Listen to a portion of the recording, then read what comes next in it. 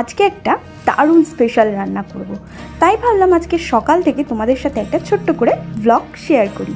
তাহলে হে everyone, good morning. সবাইকে স্বাগত জানাই আমার চ্যানেল জার্নি উইথ শিপা নতুন আরও একটি ভিডিওতে। ঘুম থেকে উঠে পড়েছি আর সবার আগে যে কাজটা সেটা হচ্ছে এই বাসি বিছানাটাকে কিন্তু গুছিয়ে নেওয়া। বিছানাটা গুছিয়ে এবার কিন্তু হতে যাব ফ্রেশ। দুদিন ধরে তো পুরো মেঘলা ওয়েদার, আর দুদিন ধরে কিন্তু ঘুম থেকে উঠেই দেখছি মেঘ করেছে, বৃষ্টি হচ্ছে, সারাদিনই এই অবস্থা আর কি ওয়েদারের। তো কালকে রাতেও কিন্তু বেশ বৃষ্টি হয়েছে, সেই জন্য কিন্তু রাতের ঘুমটা বেশ ভালো হয়েছে। আর বেশ তো গরম পড়েছিল, কিন্তু কালকে রাতে কিন্তু কম্বল গায়ে দিয়ে ঘুমোতে হয়েছে। তো দেখো, কথা বলতে বলতে বিছানাও গোছানো কমপ্লিট হয়ে গেছে। এবার চলো আগে ব্রাশটা করি, তারপরে হাত মুখটা ধুয়ে কিন্তু ভালো করে ফ্রেশ হয়ে নিই।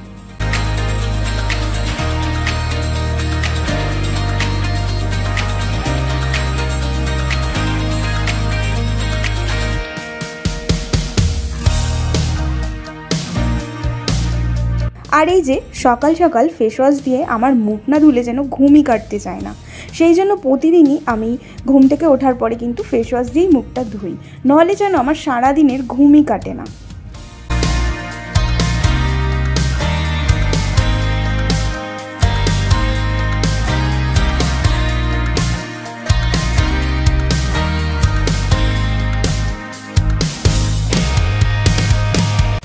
হাত মুখ ধুয়ে ফ্রেশ হয়ে চলে এসেছি ঘরে। এবার তাড়াতাড়ি করে গা হাত পাটা মুছে আমি করব কিন্তু আমার সকালের স্কিন কেয়ার রুটিনটা।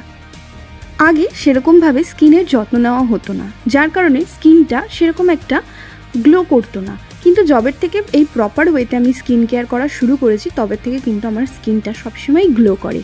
আর হ্যাঁ, যে জিনিসের যত্ন নেবে না সেই জিনিসটা কিন্তু ধীরে ধীরে নষ্ট হয়ে যায়। ঠিক তেমনই আমাদের স্কিনের যদি প্রপার ওয়েতে কেয়ার না করা হয় তবে কিন্তু স্কিনটা আস্তে আস্তে খারাপ হতে থাকে, আর বয়সের আগেই কিন্তু স্কিনের গ্লো একদমই কমে যায়। সেই জন্য আমার এই স্কিন কেয়ারটা কিন্তু এখন একটা অভ্যাসেই পরিণত হয়েছে বলতে পারো, তবে এই অভ্যাসটা কিন্তু একটা ভালোই অভ্যাস।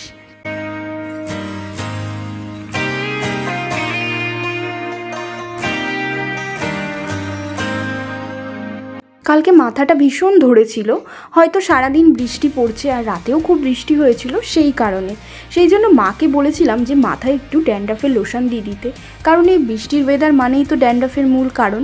আর মা লোশনটা দিয়ে ভালো করে মাথাটা ম্যাসাজ করে দিয়েছিল, তারপরে গিয়ে আমার মাথা যন্ত্রণাটা একটুখানি কমেছিল। কথা বলতে বলতে তো রেডি হয়ে গেছি, তাহলে চলো এবার নিচে যাই। নিচে গিয়ে সকালে কি ব্রেকফাস্ট করব সেটার ব্যবস্থা করা যাক। প্রথমে তো একটা পাতিলেবুকে 4 টুকরো করে কেটে নিয়েছি, আর এই প্রতিটা টুকরো থেকে ভালো করে চিপড়ে কিন্তু রসগুলো বার করে নেব। যতটা রস বার করা যায় ভালো করে, ততটা কিন্তু ভালোভাবে রসটা বার করে নেব।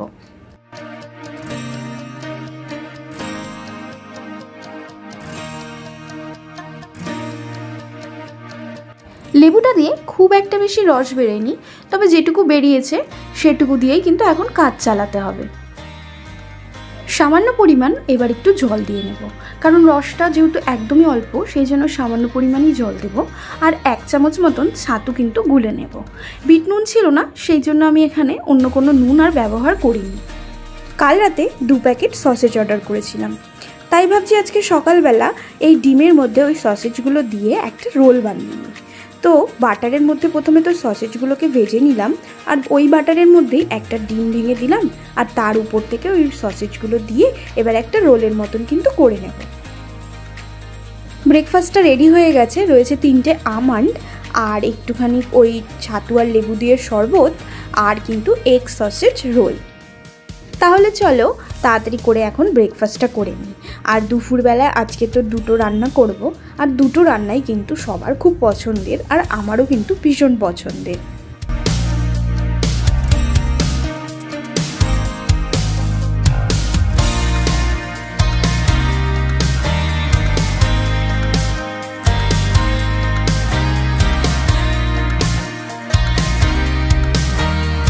খাওয়া দাওয়া প্রায় কমপ্লিট, তাহলে চলো এবার রান্নাঘরের দিকে যাওয়া যাক। গ্যাসের ওপরে একবারে 2টো কড়াই বসিয়ে দিয়েছি, আর 2টো কড়াইয়ের মধ্যেই দিয়ে দিয়েছি সাদা তেল আর সামান্য করে একটু ঘি। অল্প করে একটু চিকেন আনিয়েছি, আর চিকেনটাকে নুন হলুদ আর লঙ্কার গুঁড়ো দিয়ে একটুখানি মাখিয়ে নিলাম ভালো করে। চিকেনটা দিয়ে বানাবো আজকে রোস্ট। এই চিকেন দিয়ে খাওয়ার জন্য কিন্তু বানাচ্ছি আজকে ফ্রাইড রাইস। বেশ কয়েকদিন হয়ে গেল ফ্রাইড রাইস খাই না, সেই জন্য ভাবলাম আজকে এই চিকেন দিয়ে ফ্রাইড রাইস খাওয়া যাক। তো প্রথমে তেল আর ঘিটা কিন্তু গরম করতে দিয়েছি, তারপরে তার মধ্যে দিয়ে দিলাম সব সবজিগুলো, বিনস, গাজর আর ক্যাপসিকাম, আর দিয়ে দিলাম পেঁয়াজ আর রসুন। তারপরে গোলমরিচের গুঁড়ো আর নুন দিয়ে ভালো করে মাখিয়ে এটাকে কিন্তু ভেজে নেব যতক্ষণ না সেদ্ধ হচ্ছে। পাশের একটা কড়াইতে একটু বেশি করে তেল আর ঘি দিয়েছিলাম গরম করতে। এর মধ্যে এবার চিকেনগুলো দিয়ে দেব আর ভালো করে এপিট ওপিট লাল লাল করে ভেজে কিন্তু তুলে নেব। সবজিগুলো ভাজা হয়ে গেছে, তার জন্য এবার গ্যাসটা ফাঁকা রয়েছে, তাই এবার ফ্রাইড রাইসের চালটা কিন্তু বসিয়ে দেবো। ভাতটা বসিয়ে দিয়েছি, এবার চিকেনের মশলাটা করে নিই। কটা কাজু বাদাম, কটা আলমন্ড আর সামান্য কিছু পেঁয়াজ আর কাঁচা লঙ্কা দিয়ে পেস্ট করব। আর একটা গ্রাইন্ডারে কিছুটা আদা আর কিছুটা রসুন নিয়েছি, পেস্ট করব। এবার ওই মাংস ভাজার তেলেই কিন্তু সামান্য কিছু পেঁয়াজ বেরেস্তার জন্য কিন্তু ভেজে নেব। এরপর ওই পেঁয়াজ ভাজা তেলের মধ্যেই কিন্তু কিছু গোটা গরম মশলা দিয়ে দেবো, কিছু পরিমাণ এলাচ, কিছু পরিমাণ লবঙ্গ আর দুটো তেজপাতা আর কুচিয়ে রাখা পেঁয়াজ। পেঁয়াজটা ভালো করে ভাজা হয়ে গেলে এরপরে ওর মধ্যে বাদাম আর পেঁয়াজ আর কাঁচা লঙ্কা বাটাটা ছিল সেটা দিয়ে দেবো। তারপরে দেবো আদা রসুন বাটা, আর গুঁড়ো মশলার মধ্যে দিয়েছি এখানে লঙ্কার গুঁড়ো আর গরম মশলা গুঁড়ো।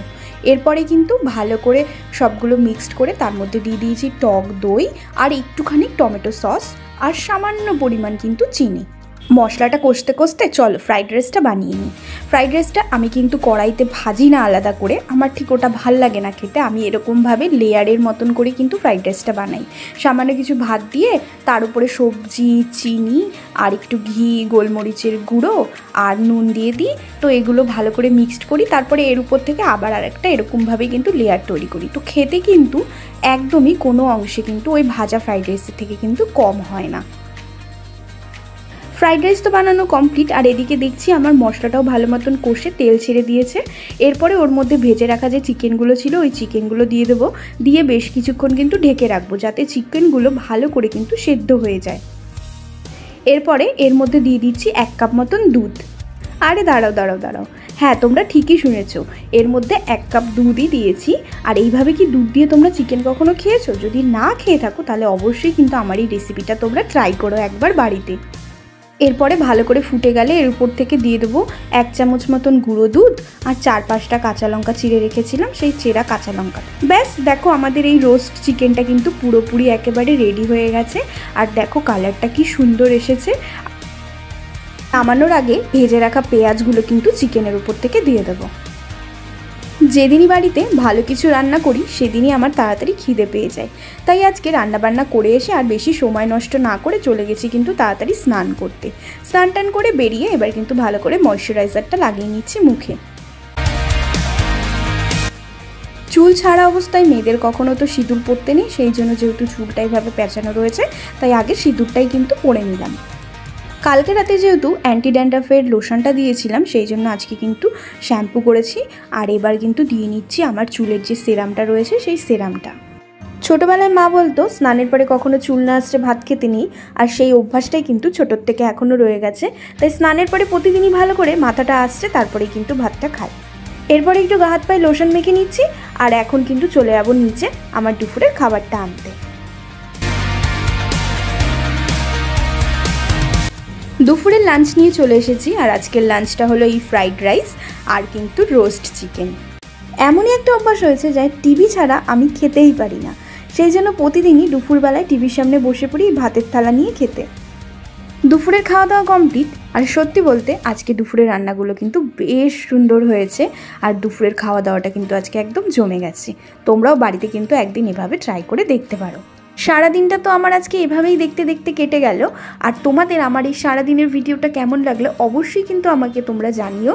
আর যদি ভিডিওটা ভালো লাগে অবশ্যই একটা লাইক করো। তোমাদের এই লাইক কমেন্টের জন্যই কিন্তু আমি নেক্সট ভিডিও বানানোর জন্য অনেকটা উৎসাহ পাই, তাই তোমরা আমাকে অবশ্যই কমেন্টে কিন্তু জানিও। আর যার কাছ থেকে তোমরা এই রোস্ট চিকেনের রেসিপিটা খেতে যাও তাকে কিন্তু শেয়ার করতে ভুলো না। আর যারা এখনও আমার চ্যানেলটা সাবস্ক্রাইব করনি তারা কিন্তু অবশ্যই সাবস্ক্রাইব করো, আর বেল আইকনটা কিন্তু দাবাতে ভুলো না। তাহলে আবার দেখা হচ্ছে অন্য কোনো নতুন ভিডিওতে।